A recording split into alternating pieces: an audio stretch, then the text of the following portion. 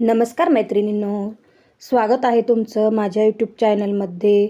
तर आज मी बनवणार आहे मस्त तव्यावरचा कुरकुरीत उत्तप्पा आपण रव्यापासून बनवणार आहोत। तर व्हिडिओ पूर्ण बघा। अशाच नवनवीन घरगुती रेसिपींसाठी चॅनलला सबस्क्राईब करायला विसरू नका।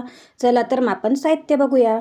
इथे घेतलेला आहे मी 1 वाटी रवा, त्यानंतर मीठ, अद्रक लसूणची पेस्ट, कांदा घेतलेला आहे बारीक कापलेला, शिमला मिरची, दही घेतलेला आहे मी, इथे कोथिंबीर आणि हिरव्या मिरच्या, त्यानंतर टोमॅटो आणि आपल्याला लागणार आहे तेल। तर इथे हे सर्व साहित्य मी घेतलेले आहे। त्यानंतर मी इथे एक वाटी घेतलेली आहे, त्या वाटीमध्ये सर्वात आधी रवा टाकून घ्यायचा। त्यानंतर लसूण अद्रकची पेस्ट मी इथे टाकलेली आहे। त्यानंतर आपण एवढ्या सगळ्या भाज्या कापलेल्या आहेत, त्या सर्व भाज्या रव्यामध्ये मिक्स करून घ्यायच्या।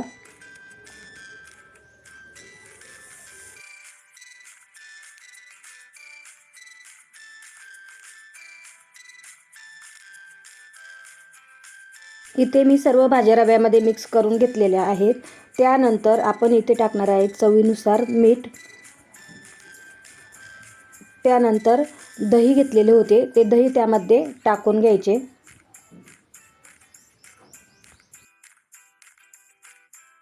त्यानंतर इथे थोडं थोडं पाणी टाकून पीठ भिजवून घ्यायचे।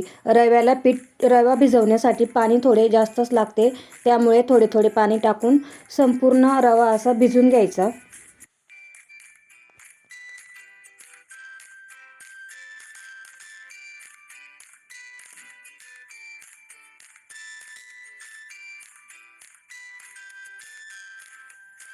तर इथे आपला रवा भिजून झालेला आहे। तर मी आता हा रवा 10 ते 15 मिनिट झाकून ठेवणार आहे। चला तर इथे 10 मिनिटं झालेले आहेत। खूप छान असं आपल्या इथं रवा भिजून झालेला आहे। जर तुम्हाला भिजून झाल्यानंतर वाटलं पाणी कमी वाटत असेल तर थोडं तुम्ही पाणी त्याच्यामध्ये टाकू शकतात। चला तर मग आता आपण उत्तप्पा तयार करून घेऊया। इथे मी घरात वापरण्याचाच तवा घेतलेला आहे। तर आता याच्यामध्ये थोडं तेल लावून आणि उत्तप्पा लावून घ्यायचा।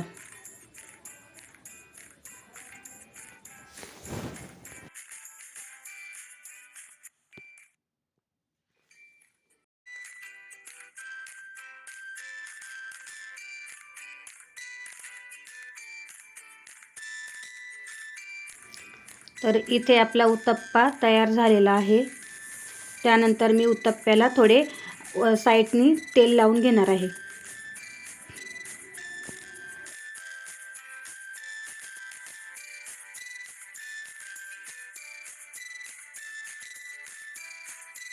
इथे माझ्या मुलाला बटर लावून उत्तप्पा खायचा होता, त्यामुळे मी थोडे याच्यावरती बटर लावून घेतलेले आहे।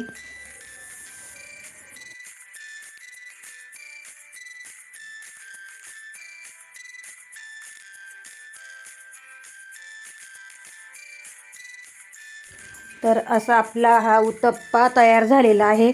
उत्तप्प्याची रेसिपी तुम्हाला कशी वाटली कमेंट्समध्ये नक्की सांगा। अशाच घरगुती नवीन नवीन रेसिपींसाठी चॅनलला सबस्क्राईब करून नक्की ठेवा आणि छान अशी